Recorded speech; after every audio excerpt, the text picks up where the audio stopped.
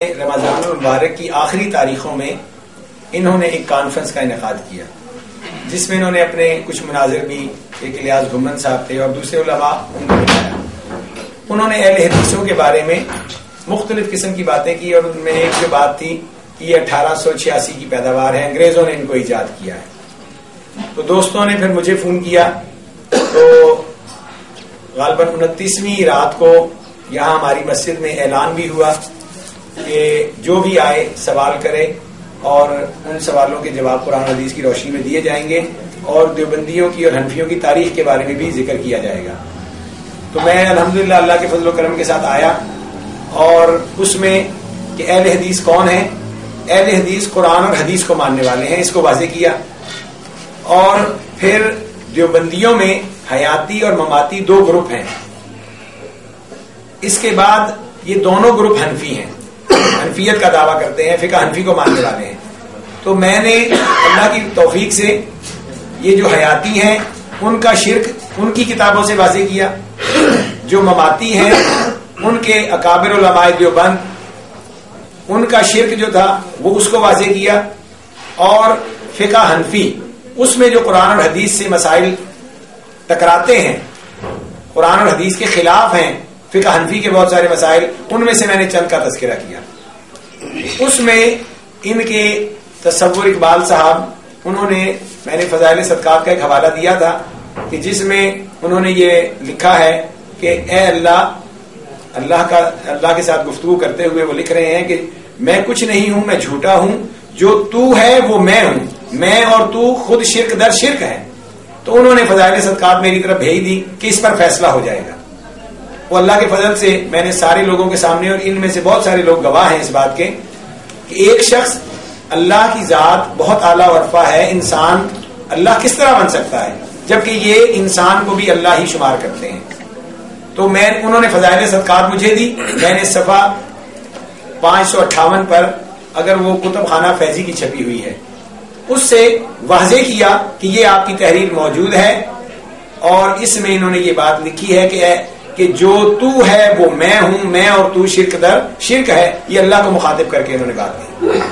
اس پر انہوں نے پھر تحریر کی کہ جی ہمیں کچھ پتا نہیں، ہمارے علماء آپ سے بات کریں گے. تو یہ تحریر، یہ آپ اس کو کریں، یہ تحریر جو تھی جس پر 5 افراد ان کے اور 5 افراد ہمارے باقاعدہ سائن ہوئے اور مسجد کے کم و بیش 60-70 افراد جو تھے وہ اس بات کے گواہ تھے. اور یہ تحریر کہیں گے، آپ CD پر خود دیکھ لیجئے گا. اب جب یہ تحریر ہو گئی تو ان کے علماء پریشان ہو گئے. انہوں نے ان کو ڈانٹا کہ آپ نے سائن کیوں کیے، آپ کون ہوتے ہیں سائن کرنے والے. اس کے بعد پھر وہ ہمارے پیچھے انہوں نے دوڑ لگائی کہ آپ ابھی موضوع طے نہیں ہوا، ابھی یہ نہیں ہوا، وہ نہیں ہوا. میں نے ان کے قاضی عمران محمود ہے، ماسٹر صدیق صاحب کا بیٹا، یہاں اس مسجد کے وہ غالباً متولی ہیں، نکاح رجسٹرار بھی ہیں، اس کو بلایا اور اس وقت موجود تھے سلطان محمود صاحب بھی تھے اور یہ جاوید خان صاحب کے 2-3 بھائی بھی موجود تھے اور ایک آدھ کوئی اور بھی موجود تھا. اس میں ان سے میں نے کہا کہ آپ اپنی فقہ حنفی کے وہ 10 مسئلے ہم سے لے لیں تاکہ کل آپ یہ نہ کہیں کہ ہمیں مسئلے بتائے نہیں گئے اور ہم کس پر گفتگو کریں گے. تو اس نے بڑی رعونت کے ساتھ یہ کہا ہماری بڑی اسٹڈی ہے، ہماری بڑی ریسرچ ہے. تو میں نے کہا ٹھیک ہے، آپ اب اتوار والے دن آپ سے بات ہوگی 8:30 بجے انشاءاللہ تعالی. اب اس کے بعد پھر ان کے فون آنے شروع ہو گئے. اس پر بھی یہی اصرار تھا کہ گفتگو کو کسی بھی طرح ٹالا جائے. پھر کل ان کے الیاس گھمن صاحب مناظر ہیں، سرگودا سے تشریف لائے. ایک یہ ماسٹر صدیق صاحب کے ہی بیٹے ہیں، مولانا وہ شفیق الرحمان صاحب ہیں، وہ آئے اور ایک تصور اقبال صاحب آئے اور ہمارے ساتھی مفتی صدیق صاحب تھے، وہ میرے گھر آئے. تقریباً 7:30 بجے سے لے کر 11:45 بجے دن کے وہ ہمارے ساتھ بحث کرتے رہے اور اس بحث کا نتیجہ اس شکل میں نکلا. یہ تحریر ہوئی، اس کو کریں جی اپنا ندیم.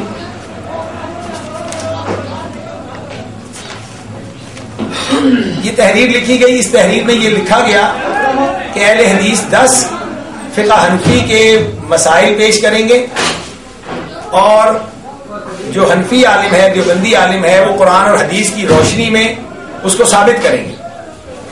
اس میں مزید تفصیل جو ہے کہ کتنے افراد ہوں گے اور کتنے کتنے منٹ بات ہوگی, یہ ساری تفصیل اس میں موجود ہے.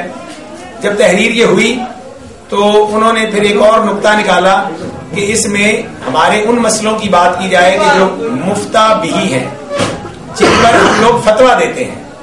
ہم نے ان کی اس بات کو بھی تسلیم کر لیا. پھر وہ یہ بات کہنے لگے کہ ہماری وہ مسئلے ان کو ڈسکس کیا جائے کہ جو معمول بہی ہیں, مقصد یہ کہ جن پر عمل کیا جاتا ہے.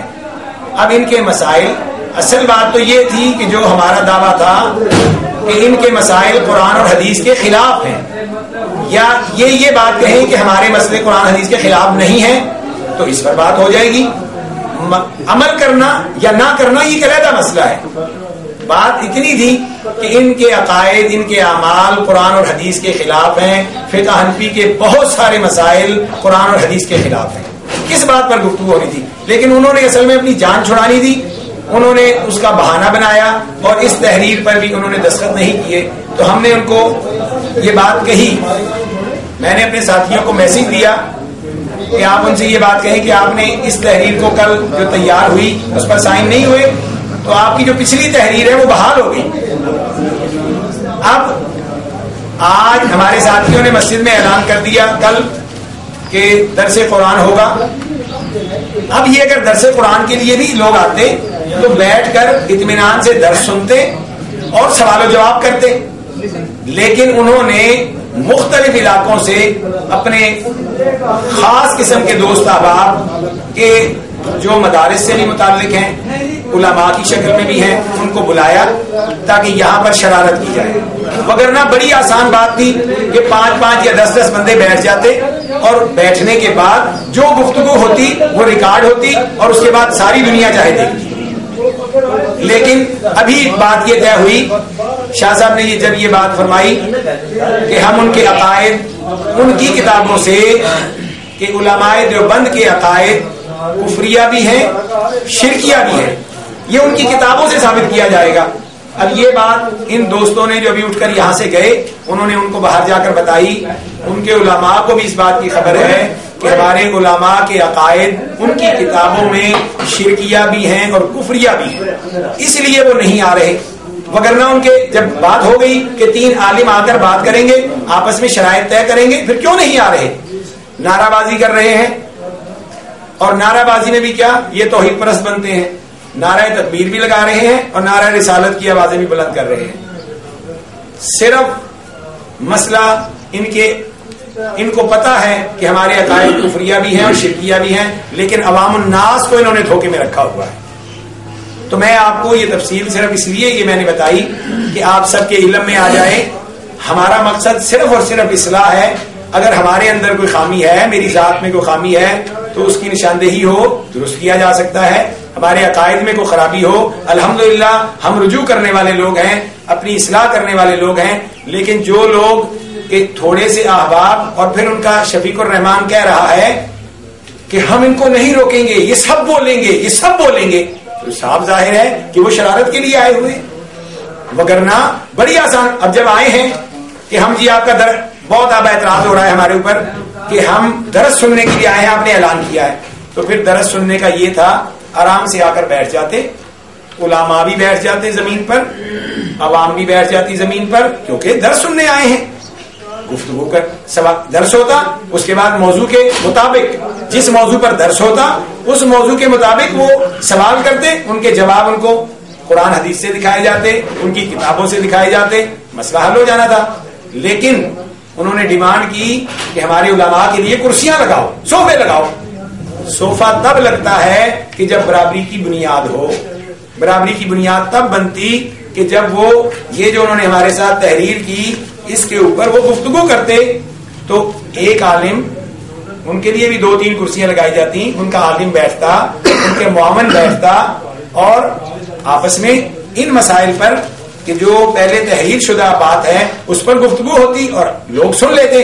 اور یہ جس طرح ریکارڈنگ ہو رہی ہے, جہاں مرضی آپ پاکستان میں پڑھ دیکھیں, آپ باہر کسی ملک میں دیکھیں، انگلینڈ بھیج دیں، امریکہ بھیج دیں، ہر کوئی دیکھ سکتا ہے، سن سکتا ہے، لیکن ان کو اس بات کی خبر ہے کہ ہم اگر بیٹھیں گے، ہماری کتابیں کھلیں گی، ہمارے علماء کے شرکیہ اور کفریہ عقائد سامنے آئیں گے تو ہمارے پلے کچھ بھی نہیں رہے گا اور عوام ہم سے متنفر ہو جائے گی. عوام کو متنفر، اپنے آپ سے متنفر ہونے سے بچانے کے لیے انہوں نے یہ سارا ڈرامہ کیا ہوا ہے. شور مچا رہے ہیں، درس بھی سننے نہیں آئے، صرف شرارت کرنے آئے. تو یہ تمہید اور تفصیل صرف اس لیے کہ آپ لوگوں کے علم میں بات آ جائے کہ اصل حقیقت کیا ہے. ہم آج تھوڑے بیٹھے ہوئے ہیں، اگر ہم میں سے بھی کسی کی زبان سے کوئی بری بات سنی ہو، کوئی شور سنا ہو، ہمارے کسی عالم، ہمارے کسی اور دوست نے کوئی زبان تیزی والی استعمال کی ہو، سب اطمینان سے بیٹھے ہیں، مگر وہ سب شور مچا رہے ہیں.